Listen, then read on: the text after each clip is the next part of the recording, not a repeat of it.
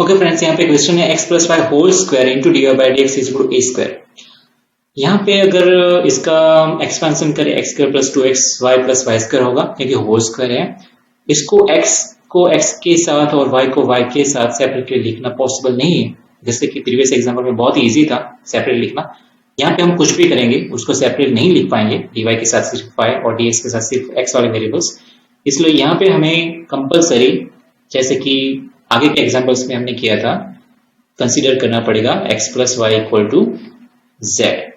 फिर इसका जैसे हमें पता है with respect to x differentiation करेंगे तो क्या होगा, x का with respect to x differentiation होगा 1, y का होगा dy बाई dx, z का होगा dz बाई dx।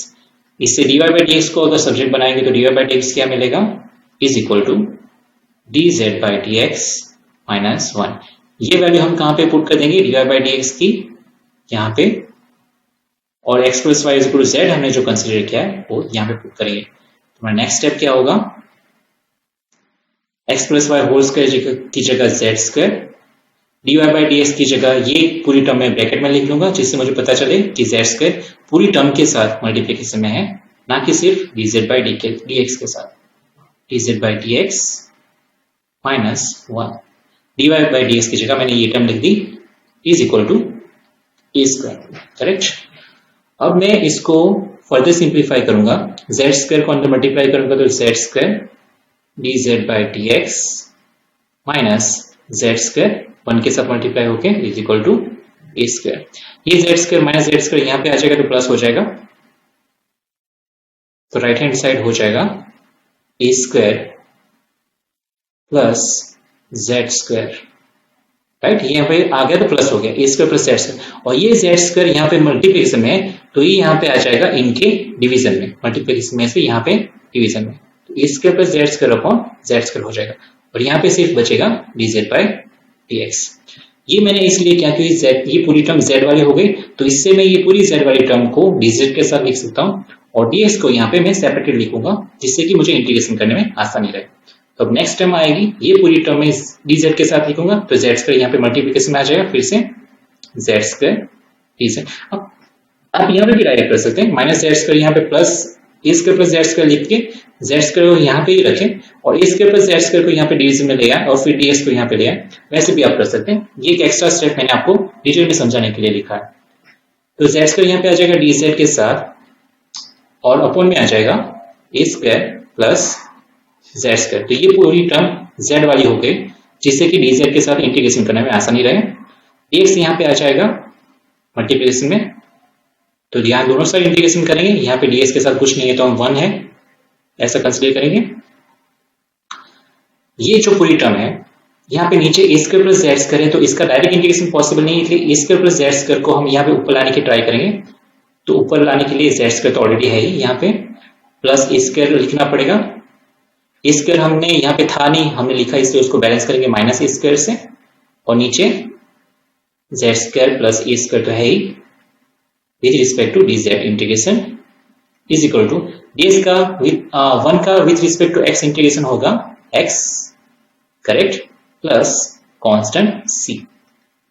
ये z square plus a square इसके नीचे लिखेंगे तो ये 1 हो जाएगा, और ये z square plus a square इसके नीचे लिखेंगे, स्क्वायर के नीचे, तो ये हो जाएगा minus a square upon z square plus a square into dz is equal to x plus c। 1 का integration with respect to z क्या है, z है, माइनस ये है z square plus a square. a square तो constant है, इसको तो हम ऐसे ही लिख देंगे, स्क्वायर को इंटीग्रेशन रूल अप्लाई नहीं होगा, a स्क्वायर कांस्टेंट है, इसलिए z square plus a square का integration with respect to z क्या होगा। अगर आपको इंटीग्रेशन फॉर्मूलाज याद है तो आपको पता होगा कि अगर x square plus a square होता है जहां पे कोई भी कांस्टेंट है a, और अगर इसका विथ रिस्पेक्ट टू x हमें इंटीग्रेशन करना है तो इसका आंसर होता है 1 अपॉन a, जो भी कांस्टेंट है उसका square root, tan inverse x by a plus c।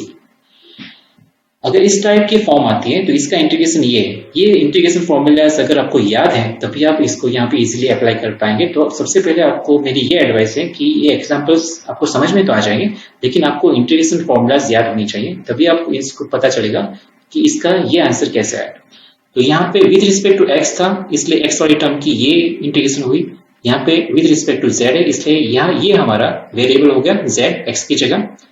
यहाँ पे इसी तरह आंसर कांस्टेंट कौन सा है, ए स्क्वायर है, यहाँ पे भी ए स्क्वायर है, तो इसका क्या था 1/a था, तो यहाँ पे हम लिख देंगे 1/a tan इनवर्स। ये पूरा z में है और विद रिस्पेक्ट टू z है, ये पूरा x में था, विद रिस्पेक्ट टू x था इसलिए x बाय a था, यहाँ पे क्या आएगा z है इसलिए z by a is equal to ये पूरा वैसा का वैसे x प्लस c। एक a कैंसिल आउट हो जाएगा, तो हमारा आंसर होगा z माइनस सॉरी ये एक a रहेगा यहाँ पे tan inverse z by a is equal to x plus c।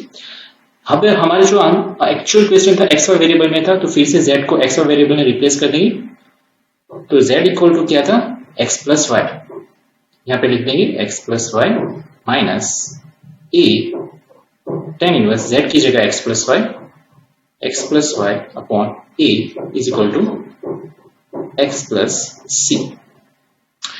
अब ये x यहाँ पे आ जाएगा लेफ्ट हैंड साइड, तो x माइनस एक्स हो जाएगा, तो ये दोनों x कैंसिल हो जाएंगे।